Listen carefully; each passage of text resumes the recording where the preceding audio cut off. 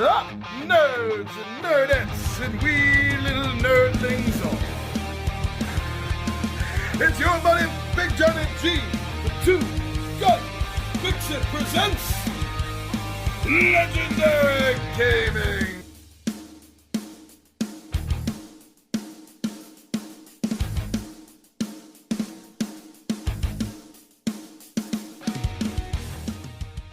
Here we are, my friends, with another Tabletop Takeout Tuesday.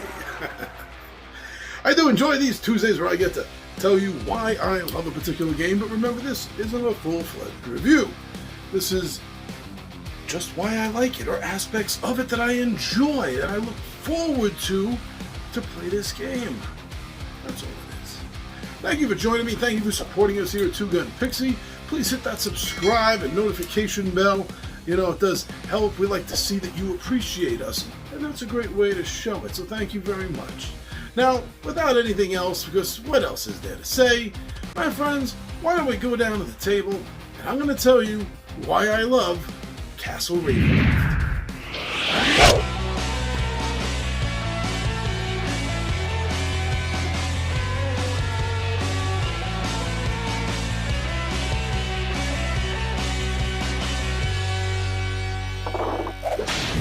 And here we are, my friends. Thank you for deciding to join me and hear what I have to say about Castle Ravenloft. Now, as you see, I definitely enjoy some Dungeons & Dragons board games. I've been playing the RPG since I've been a little kid. It's kind of defined me most of my life because I enjoy it so much. So to have a representation of it as an actual board game, well, this isn't the first time. But this is a rather good version of it, I think. In general, talking about the entire Dungeons & Dragons adventure system cooperative games. And that's what all of these are up here. There you go. Now, I have Wrath of Ashardalon listed first. It was the second game.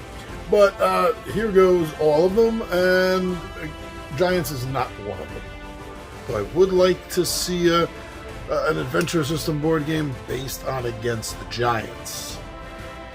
That might have to be, actually would definitely, if you're going to do it right, have to be a 3-box set for each of the giants that's encountered in G1, G2, and G3. But that's just wishful thinking. Now, this was the first game, and it came out in D20, D10 double crit. Some of you got that. Yes, it came out in the year 2010, and it's fitting that I said double crit and phrase it that way because the game was a success right away. From day one, it was popular, and I'm glad. I'm glad it was, not just because it's a D&D game, but it's Ravenloft, probably one of the greatest second edition modules ever published. And also the campaign settings for it, I absolutely adored. I loved the third edition. I think had a really great Ravenloft setting, and I've always enjoyed going through the mists.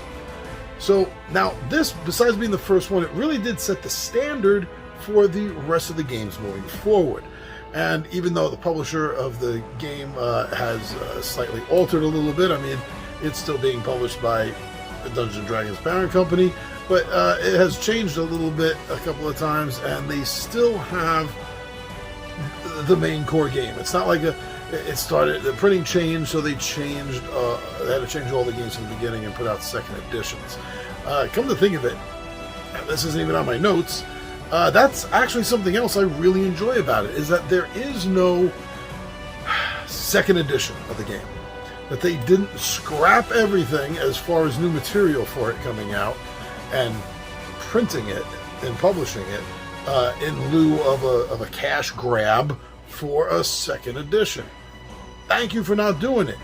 They're keeping it alive by new games in the series, as you see up here.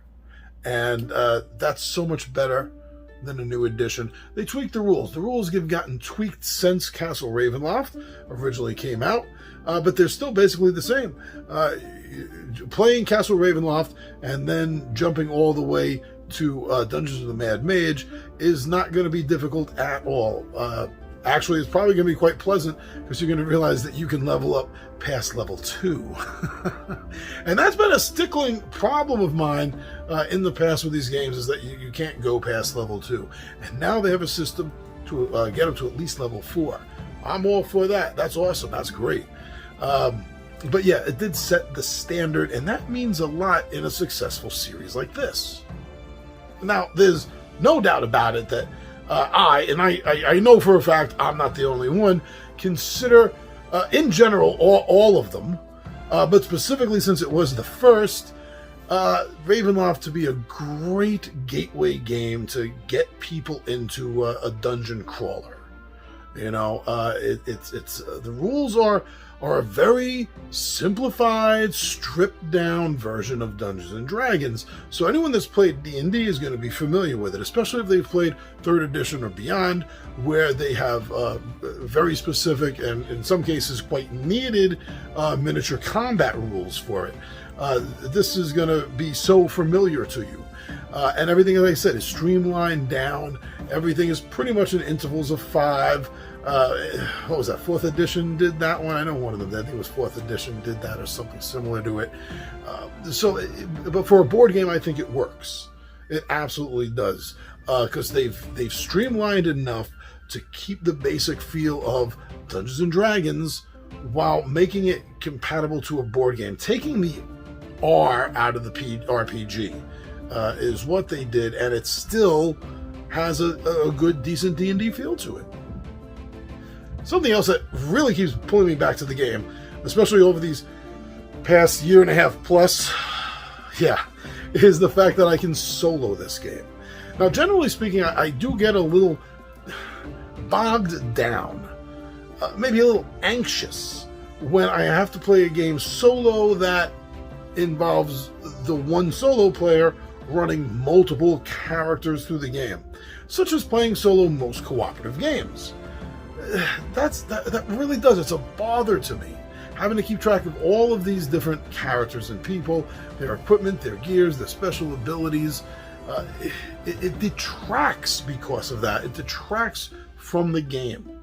And I find that these games, this system, and Ravenloft in particular, doesn't have that feeling to me. I can happily play 5 characters during the course of the game, and I don't feel so bogged down that it's making me, as I said before, that's making me anxious. It's a little tight, but still, I can do it, and it doesn't feel bad. It doesn't feel forced, and I have fun doing it. So I like that aspect of this solo possible cooperative game.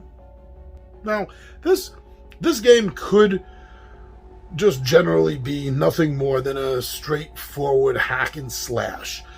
Just basically making a murder hobo board game. But they didn't quite do that. I mean, it's very easy and maybe sometimes even a little difficult to do something different with a board game. But here, they did it with the fact that, okay, now the early games like Ravenloft don't really have a campaign mode, although you can play the successive adventures. You can tie them together in your mind, but there's nothing in the story or the mechanics of the game that have anything to do with you playing adventure 1 through 12 in order or whatever it is.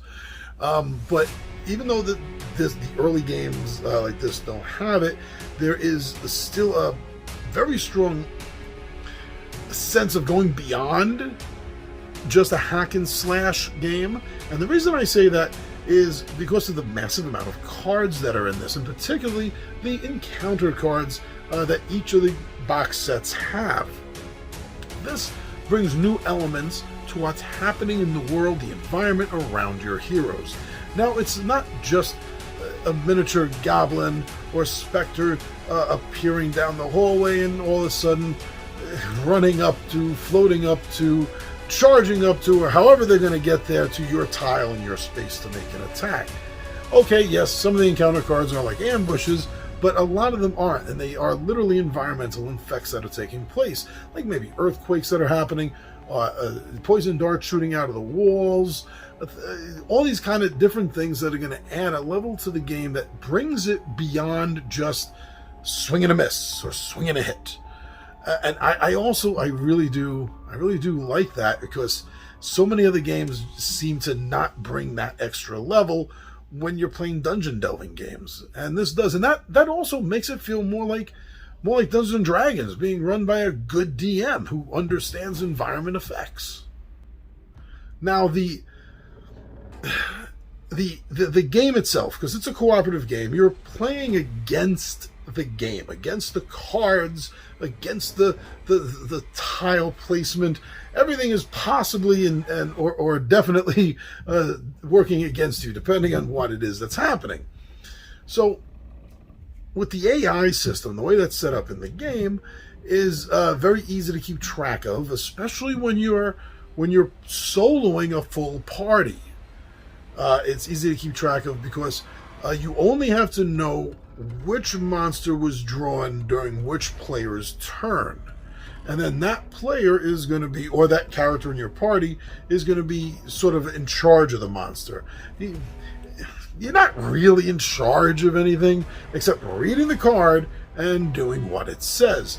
Because the way the AI drives the monsters in this game is both very simple, but yet turns into a strategic cluster fudge on you, especially quite quickly if there's more than maybe 2 monsters actively out at the time. I really like this because, like I said, it is simple, but it works so well. The movement of the monsters, how that is determined, the attack, when it happens, or if they have multiple attacks, how those happen. What are the circumstances for this attack versus that attack? It's so clear, and it's so precise. The game literally plays itself during the villain phase. The only thing the player in charge of the monster does is just move it along the board. Move the miniature. That's really all you're doing. And of course, I'm reading the card, but I mean, that's what I mean. The card is doing everything. The card knows what's going on in a sense. And I like that because it does. It runs, I don't have a better word, it runs smoothly. I haven't been let down with Ravenloft or any of the games as far as the miniatures go. The miniatures are absolutely beautiful, and I love looking at them on the board. And just like regular Dungeons and Dragons game, they follow the same standard of size in the miniatures, the 1-inch standard that it uses, so that the larger monsters really are larger and taking up more space. Now, maybe that doesn't seem like a big deal to you, but when I was growing up as a kid, and I would get, like, let's say the Ralpartha pewter miniatures, they were literally all the same size. The Pegasus was the exact same size as the soldier, who was the same size as the bugbear, who was the same size as the goblin. It was annoying to me. It was, but I still loved having those old pewter miniatures at the time. But no, these have the standard Dungeons and Dragons miniatures. Has been standardized since 3rd edition in size, shape, how they're made. They're all the regular ones that you would buy in the pre-painted ones, only these aren't pre-painted. So if you actually have a full collection of D&D miniatures and you have these games, you could probably swap out most of the miniatures for the pre-painted ones if you really wanted to step up the visual game, so to speak. So overall, those are the reasons why I love playing these games. I look forward to playing these games. I've over the past year, I've done the complete run of all of them, and there's a new one, Ghosts of Salt Marsh, which I'm really looking forward to because I love the original Salt Marsh series. There was 3 of them in the set. I think it was Danger at Dunwater, I think was the first one. I remember the last one was the final villain, and the second one, Saltmarsh. The Sinister Secret of Saltmarsh. Oh, that was the first one, right? The Sinister Secret of Saltmarsh, Danger at Dunwater, and the final enemy. I'm still looking for those to put back into my collection since the fire 10 years ago. Great modules. I have a lot of fun memories with them and the old gang growing up. So I'm really looking forward to seeing this module, which is somewhat of an homage to Saltmarsh. So yeah, I want to check that out, add that to the collection, which means I'm going to have to move Giants somewhere up here, and then this entire bottom is all just going to be the D&D Adventure System cooperative game. So that's what I had to say about Ravenloft. Do you like Ravenloft? Is it one of your favorites? If not, which one in the series is? This is a great series. I love mixing and matching up the heroes between the game and the ability cards, class cards that is. It's really great. I love the whole mix and match stuff. Do you do any mixing and matching? The whole series run that I did, I was doing with the Locksmiths of Dalt, which was a team of all rogues I put together in honor of the Greyhawk god Dalt, the god of doors, locks, and passages. An ancient Seul god. Louise God. Yeah, nice. I'm a big Greyhawk fan. All right, well, thank you for taking this little trip, this little journey with me as I talked to you and told you why I enjoy Ravenloft. It's a really fun game. So if you get a chance, Castle Ravenloft, there it goes, Castle Ravenloft, Dungeons & Dragons Adventure System cooperative game. I'm your buddy Big John at G for Two Gun Fixer presents Legendary Gaming, and I am out of here.